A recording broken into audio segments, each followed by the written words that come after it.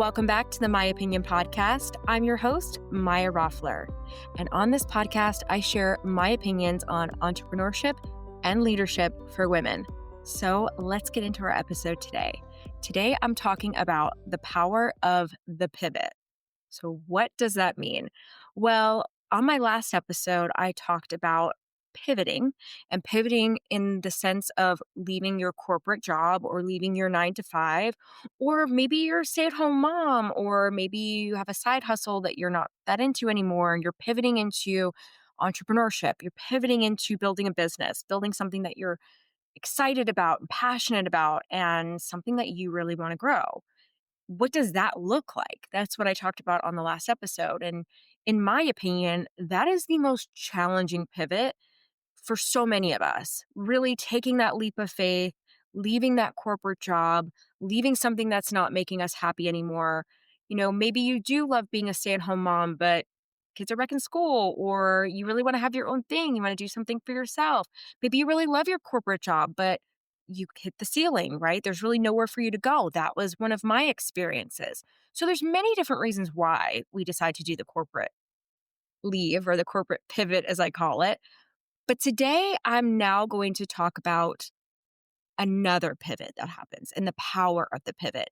Because pivoting, I think it's important to know, again, in my opinion, that pivoting is not something you will do one time. It is something you will do over and over again as someone who founds a business, as an entrepreneur. You have to be innovative as an entrepreneur, and you have to be adaptable, and you have to be flexible. And when something isn't working, you have to know when to pivot. You have to know when to make a change. And I think that it's really important to know that business isn't linear, it's ever changing. And I'm sure you've seen that with so many brands out there. I'm going to talk about this. Starting is like just the step one, right? It's just the step one. So last week when I talked about you taking that leap of faith and leaving, that's your step one. And that's probably the most important pivot you can do. But that's just the step one. The real work happens once you build the business and you're in it, and then you have to be able to evolve. Pivoting is a strategy, it's a strength, and it's also a part of leadership. So pivoting is strength, leadership, and it's just a part of evolving and evolution. So it's something that you're going to continue to do over and over again on your entrepreneurial journey. So leaving corporate is great, and you might think you have it all figured out, and you might think you have this great plan, but you have to remember things evolve. Things evolve just culturally, economically. Your audience will change, your audience will evolve. So I'm going to use a couple of examples here so you guys can understand what I'm talking about and connect with what I mean by this. So for me, pivoting, I'll pivot again many times, I'm sure. This podcast in itself, I've pivoted. When I first started this show, I was coming off doing a dating show on reality television, which has nothing to do with what I talk about here anymore, because that was just a thing I did. It was not really what I wanted to talk about forever. And I was talking about, the loss of my brother. I was talking about all these things on this show. And while I enjoyed that, and I'm glad that we launched with that focus, it's not what I wanted this show to be about. And so I did many seasons. They're not on here for you to listen to, which you can go into the deep web and find them, I'm sure. But I relaunched this show with a focus on leadership for women and really that corporate leadership, because that was what I was passionate about. And I'm still passionate about that. But as I built my businesses and evolved, I then wanted to pivot again, in my opinion, and talk to you guys about what that was like, leaving corporate finally and really starting my own consulting business, my event business, these podcasts, also the Surviving Siblings podcast, and kind of siloed myself a little more to put, the bereavement part in that part of my business, the professional part into this aspect of the business and connecting with other women. So I am showing you guys my pivots as well. And I'm going through a pivot right now, which I'm excited to share more and more about as I continue this show, My Opinion, on my Find a Co-host. My Find a Co-host business, which is my newest business, even though I thought of it 4 years ago, and I'll do a whole episode on it because I know you guys are excited about that, but it's coming down the pike. I need a little bit longer on that. So hopefully I can give that to you as kind of like a Christmas present. So TBD on that, but stay tuned. But I've pivoted there as well because when I launched that, I needed to test it. I needed to see if anybody wanted to be matched with co hosts. Obviously, they do, but I didn't know that. So I needed to collect data. It was a very manual, intensive process. And it's just me and someone else working on it manually. Now I have a team building a site out. So findacohost.com, check it out. Shameless plug. And what's happening with that is that we're becoming more innovative. We realized that there were things that we weren't going to be able to scale with us doing so much of the matching. We needed the consumer, you, the clients, to be able to have more autonomy over matching. So we've evolved and our new site is evolving into that. So again, to use the pivoting example, we knew we needed to pivot because we couldn't scale anymore based on the model that we were using. We knew that the consumer was asking for more autonomy to see their matches and to connect with them. And we wanted something more innovative so that we can have more people on the platform. So that was my moment. I knew I needed to pivot because I tested it. I knew it worked. I knew people wanted it. But how do I grow? I needed to pivot to grow. And I also needed to pivot to attract more people to the platform so it's more user friendly, but also giving you guys what you wanted. So that's my pivot story in and itself. Two there for you on the My Opinion podcast, and then also with Find a Co-host. But you have to pivot and you have to listen because for me, I know people listening to the show want to hear my experience and what I've gone through, and also other people's experiences as we bring incredible women back on the show to share their stories coming very soon. But I know that it's important to hear my use cases. Another really good example of pivoting, I've used it on episodes before, but I just think this is such a good example, is the Stanley Cups. So if you guys have been listening to my show for a while, I've talked about this a few years back, and I'm going to talk about it again just really briefly. So this was a major pivot for the company because you guys probably know the history of the Stanley Cups. Well, maybe you don't. So this was something that, I mean, it's been around for so many years, decades and decades and decades. And they had marketed towards like the worker, right? The blue collar worker that needed to keep their drinks cold or their drinks warm and take it to work and were gone for like 12 hours a day. And that worked decades and decades ago, but we don't work the same way that we used to. We have accessibility to things and we're able to go refresh our water and our drinks and things like that. It's a very different world. So sales tanked and they plummeted. But as we all know, the Stanley Cup is now like a sign. No, I'm not talking about hockey. I'm talking about the Stanleys, right? It's a sign of kind of, I'm cool and I'm hip if you've got it, right? Especially past couple of years, I guess it's kind of slowed down a little bit, but it's a great example. So what happened with that? Like, how did this happen? They started to appeal to a totally different demographic, not men, not males, women, women, women, women. So girls in middle school, girls in high school, and moms. And guess what? We turned those Stanleys pink, mint green, baby blue, fun colors. We did collaborations and they exploded. People are paying 50, 60, 70 plus dollars for a mug that was originally marketed to men who were, more blue collar and were gone for 12 hours a day and needed to keep their drinks cold or hot. Wild, right? So they pivoted and it worked. And that's like, if they had just kept doing the same thing, they never would have had this mass appeal. That's a major pivot in their business. And it was a major success.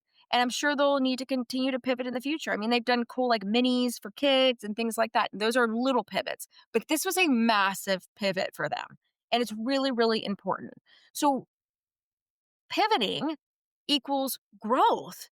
If you're pivoting in the right direction, it will equal additional growth. It has for me, it has for a major brand like Stanley and so many other companies. There's so many examples we could use, but I just like using that one because I think most of us can relate to that one.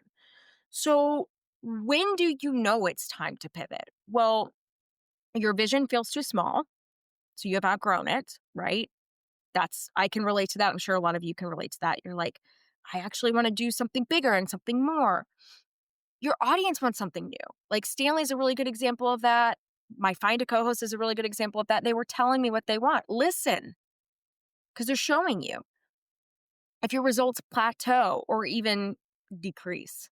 For me, it was a plateau with Find a Co-host. I knew I couldn't grow anymore. With Stanley, I'm just going to use those two for this episode, tanked. And like, look at their sales now. It's incredible what they've done. So you're evolving as a person too. That's another thing. You're evolving as a person and we're evolving as a culture. So you'll feel that and you need to trust when you feel that because not only does your business evolve, the culture evolves around you and how people buy and how people invest in things or how people need services depending on what your business does. But you need to trust your evolution with that too because you're evolving and growing. So you'll know. So how do you actually pivot without scrapping the whole business? So something that you should think about, a couple different things that work for me and things for you to think about. So look at what's working and what's not working. That's what I did. I looked at what is working and what's not working. We know, for example, we know our clients want this, but we know we need to do X, Y, and Z to service them better and to give them what they want. And then you have to experiment with it too. Test people and see. It's what I did in the very beginning of Find a Co-host. It's what Stanley did. I'm going to use this for the rest of the episode. They put out a few fun colors and it worked. It worked. They didn't do all these brand, collaborations. They didn't do Barbie and all these other brand collaborations right away. But in the beginning, they're like, let's put out a few fun colors and see how it lands. It landed. It worked. So now you know it's going to work. So you can keep evolving from there. And then I think you also have to be really open with your audience too and share with them, why are you doing this and why are you evolving, and ask them for the feedback. But the numbers don't lie. I will tell you that too. And then anchor your mission in this too. Why are you doing this? How does this still align with your mission? Because you have to still want to do the same thing. Like Stanley's a great example of this. They still want to provide a high quality cup that insulates your cold drink, your ice cubes, or your warm drink. They still want to provide that. So they're still providing their why and how they do it, but they had to pivot and change who they're servicing. That's okay. It doesn't mean that these folks that they serviced in the past can't use our cup. Of course, we're still buying them for them as well. But now we have this whole new audience opened up. Just know that all great founders and entrepreneurs all pivot. So don't forget, audit, look at what's working, what's not working. Think about that. Experiment a little bit before you shift. Don't completely change your whole business model before you kind of test a little bit, just like Stanley did. Did a few fun colors, pinks, mints, things like that.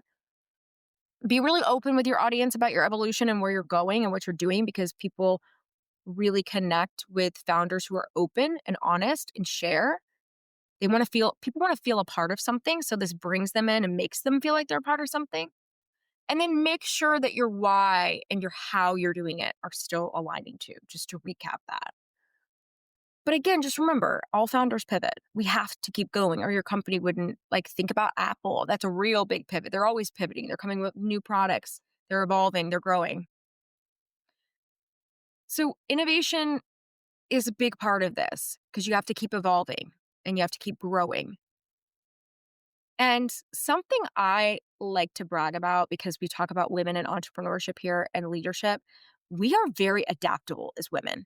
We are extremely adaptable. It's not to say that there's not men out there that are adaptable. Of course, there are men out there that are adaptable. But as women, we're adaptable. We're used to having to go through changes mentally, emotionally, physically, right? I mean, we give birth to children, okay? We're used to being adaptable. So use that as a superpower as a female founder. Use that because we are really good at being adaptable. And being adaptable is a big superpower. And it's super, super powerful when you're going through pivots because you're going to have new growing pains, you're going to have new challenges. But remember, it's inevitable. You have to pivot if you want to continue your business. If you don't want to be a one-hit wonder where you have one thing hit, one thing land, you have to be adaptable. It's just like my episode 2 episodes ago where I talked about failure. It's okay to fail, test it, fail, come back again, test it again.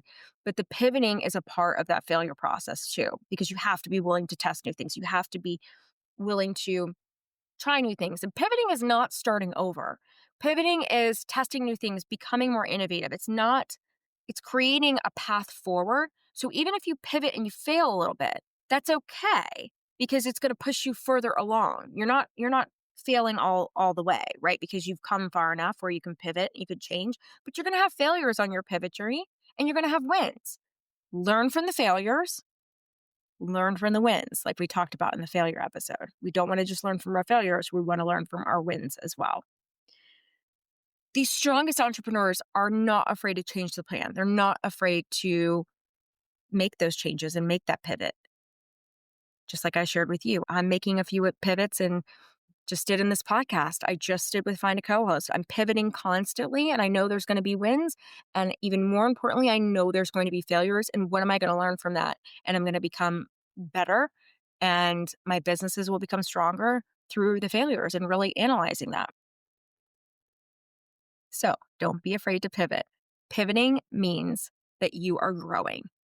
The power of the pivot means that you have opportunity to grow your business even further, serve more individuals, more folks, more businesses, whatever it is that you're doing, whether you're service-based or product-based, whether you're B2C or B2B, whatever your business model is, it means that you have the opportunity to serve more people when you're willing to pivot because you're looking at different ways to access different audiences and different clientele and businesses. So don't be afraid of that.